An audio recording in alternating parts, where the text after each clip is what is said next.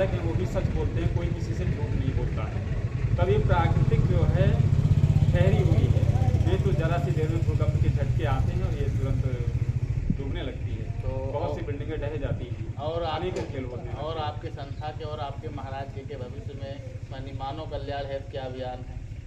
वो तो अपने साथियों से यही कहते हैं, जब ध्यान करो और शांति से रहो, आनंद से रहो, संध्या तीनों टाइम जरूर अवश्य करो, सुबह की दोपहर की शाम।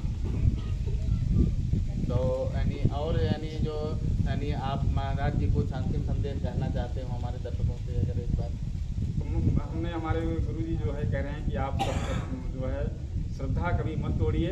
और मैं तो अवश्य मैं जब गया था आपकी बार में जोधपुर गया था, जोधपुर आश्रम में मैं गया तो बापू जी ने, हमारे गुरु जी ने कहा मैं जो है अब मैं आश्रम जो जेल पर जोधपुर जेल में मैं नहीं रह पाऊँगा, मैं तो बाहर ही आ ही जाऊँगा।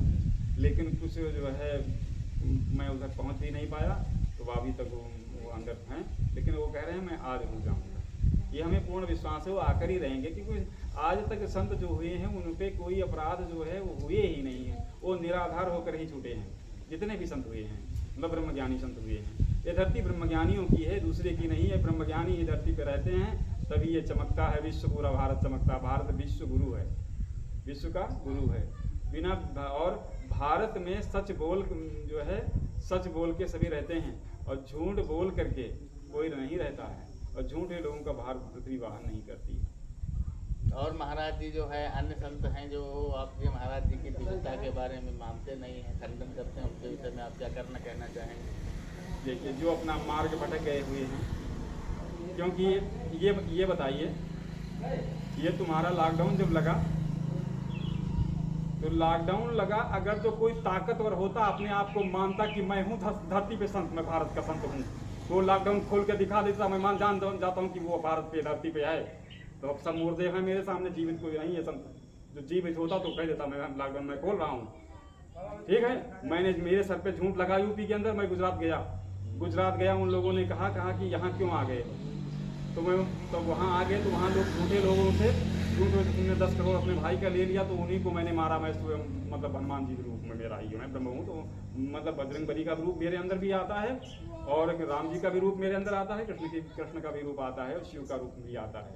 मैं ब्रह्म हूँ, सभी मतलब आते तो मेरे द्वारा जो भी आएगा तो मेरे द्वारा क्या आएगा, अलग से तो कोई आएगा नहीं। तब तो हमको भारत में कोई दिखा।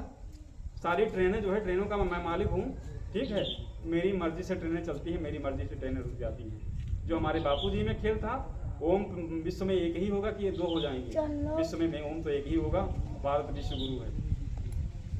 इसलिए हम यही कहना चाह रहे हैं, भारत में है ही नहीं जो संत कोई जो है जो हम करें कुछ खेल करके दिखा, कोई भी कुछ भी नहीं है। बस ये संतों से ये प्रार्थना करते हैं कि जो भी कुछ बोले वो हम उसे क्षमा कर देते हैं, माफ़ कर देते हैं। तो महाराज जी अंतिम में चरण में आपके गुरु जी महाराज जी द्वारा कोई गाया गया जो पंक्तियाँ कंठस्थ हो, भजन कोई?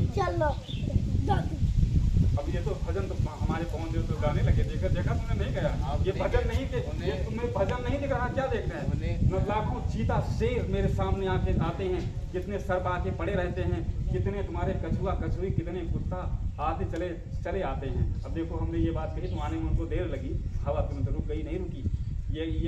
ये जो हवाएं गीत स्वयं गाती हैं, तो हमें गीत गाने की क्या आवश्यकता है? और प्रक्रिया में महाराज जी तो आप यहाँ आश्रम तक कैसे पहुँचे? अरे वो तो हम कैसे भी पहुँचे, हम तो परमात्मा, हम तो कहाँ नहीं, हम तो बॉम्बे में भी हैं, ठीक है, पूना में भी हैं, लेकिन और तुम्हारे हम सब जगह हैं। अब देखो हम कहाँ बिखरे। तो यहाँ पर कैसे आ गए उसको हम जाने। अब देखो, अब इधर से जो है कैमरे से सामने से हट जाइए, क्योंकि अब इधर से कैमरे से तो देखो माया भी हमारी आ रही है।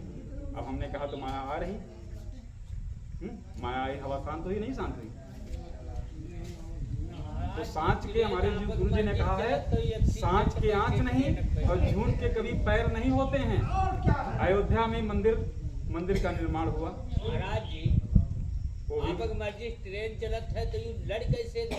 अब जब भारत में एक है और उसको जब बोल दिया गया कि झूठ कोई किसी से न बोले, सच बोलो, तो सच्चाई से चलती है ट्रेन की झूठ से चलती है।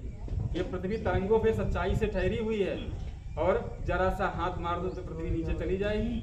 तो ट्रेन कहाँ कोई ठहरेगा तो है नहीं। सच्चाई में बड़ी दम है, और झूठे लोग कितने आए कितने चले गए, ठीक है, झूठे नहीं ठहरते हैं, सच्चे ही ठहरते हैं।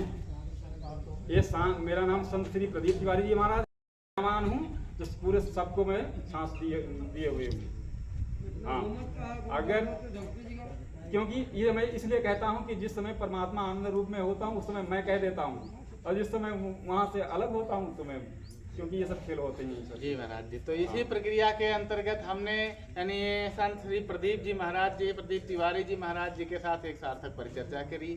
हम अपनी टीम की तरफ से महाराज जी को बहुत बहुत शुभकामनाएं देते हैं कि महाराज जी अपने सकल अभिप्सित को पूरा करें। आप लोगों का इस वार्तालाप को सुनने के लिए बहुत बहुत धन्यवाद महाराज जी। नमस्कार। नमस्कार। और एक बार और हम ये कहना चाह रहे हैं कि ये सब मेरा ही संकल्प है जो आप लोग पूरा कर रहे हैं। बिल्कुल सत्य कह रहा हूँ, सत्य की जो सत्य का विनाश हो। मेरा संकल्प यही था कि तुम्हें जो है मंदिर के जितने भी मंदिर हैं और टूटी फूटी मूर्तियां हैं उनको आप उनसे कह दीजिएगा कि नई मूर्ति ला करके कि आप इसमें से इसमें आ जाइए और ये उनको मूर्तियों को विसर्जित करवा दीजिए और जितने भी स्थान हैं सुंदर बनाइए। ठीक है, ये संकल्प जो कर रहे हैं ये मेरा ही संकल्प है, इसमें और किसी का कुछ भी नहीं। जी जी, हम पूरे भारत में, और मैं बीजेपी समर्पण व्यक्ति हूँ, क्योंकि मैं बीजेपी समर्पण हूँ और जितने लोग भी मृत्यु को प्राप्त भी हो रहे हैं और उनका मोक्ष भी मैं करवाते जा रहा हूँ, क्योंकि जो लोग साधक संकल्प करते हैं या कि हवन करते हैं उनको मोक्ष भी मिलता जा रहा है। दोनों काम ये देखिए, जैसे हमारे राम जी ने, वशिष्ठ जी ने कहा है कि अपनी जन्मभूमि